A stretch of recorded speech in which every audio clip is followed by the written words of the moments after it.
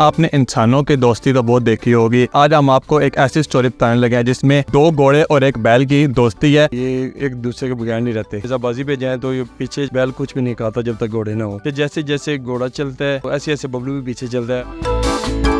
सबसे पहले मुझे अपना नाम बताइएगा और बताइएगा कि जो बैल है और घोड़े इनका नाम क्या है। जी मेरा नाम ज़ैनुल आबिदीन है और घोड़ों का हमने नाम रखा हुआ है जी। एक घोड़े का नाम रखा हुआ है हमने शान दीना और एक घोड़े का नाम रखा हुआ है हमने मुखड़ा चंद वर्गा।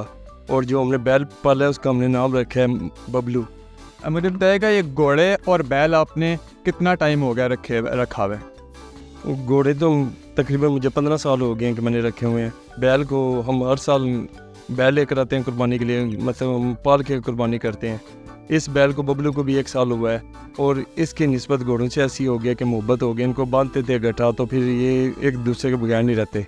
हमने देखा है कि इन घोड़ों की और बैल की जो दोस्ती है वो काफ़ी अच्छी है। इसमें कोई आपका खास किरदार है, कोई आपने घोड़ों और बैल को सिखाया या अल्लाह की तरफ से ये इनकी दोस्ती हुई है? जी ये अल्लाह पाक की तरफ से ऐसे हुआ है। हम इनको गठे बांधते थे तो जब हम घोड़ों को बाहर लेकर जाते थे तो बैल पीछे से मतलब कुछ खाता पीता नहीं था। तो एक मरतबा हमने ऐसे ही इसको बैल को खोला तो हमने घोड़े बाहर निकाले हैं तो बैल भी साथ में मगर जाता था। अभी हम जिधर भी जाते हैं वैसे हम सवारी करने के लिए तो बैल को साथ लेके जाते हैं तो घोड़े के साथ रहता है ये।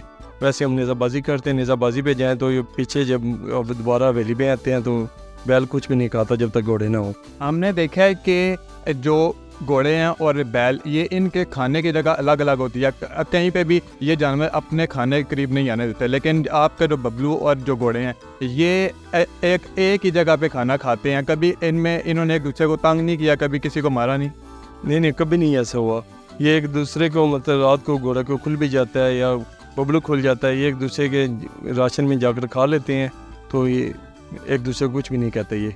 और वैसे अगर घोड़ों के पास जाएँ तो टांगे वगैरह मारते हैं। कोई और जानवर आ जाए या कोई और बैल वगैरह कोई भी चीज़ इनके पीछे है तो टांगे वगैरह मारते हैं। अगर इनके साथ बबलू हो तो बबलू को कुछ भी नहीं कहते ये। मुझे इनकी खुराक के हवाले से बताएगा कि इन्हें दिन में क्या देते हैं, दिन का इनका खर्चा कितना आ जाता है खुराक का? बस ऐसे ही है जी। खुराक वगैरह तो इनके चने हैं और मुरब्बा है और मक्खन है। और वैसे हम इसको करते हैं कि गतावत 2 टाइम करते हैं इनको और दिन के टाइम इनको हरा पट्टे डालते हैं, रात को भी इनको दूध देते हैं। जैसी घोड़े की चाल होती है वैसे ही बबलू अपनी चाल कर लेता है। इसमें कोई खास ट्रेनिंग है या वो ये भी अल्लाह की तरफ से है कि सेम चाल जैसे घोड़ा अपनी चाल चेंज करता है वैसे वैसे बबलू भी अपनी चाल चेंज सेम घोड़े की तरह कर लेता है? हमने ऐसे एक मरतबा थोड़ा सा घोड़ा भगाया था तो बबलू ने भी ऐसे भागने शुरू कर दिया। ये अल्लाह पाक की तरफ से ही है ऐसे कि जैसे जैसे घोड़ा चलता है तो ऐसे ऐसे बबलू भी पीछे चलता है। आपने अपने इस बैल को जो अल्लाह की राह में कुर्बान करने के लिए पाला है, लेकिन ईद कुर्बान करीब आ रही है, ठीक है, आपने इसे कुर्बान करना है तो आपको इस चीज़ की फ़िक्र लाख नहीं है कि आपके घोड़ों पे इसका क्या असर पड़ेगा? इस बात की फ़िक्र होती है।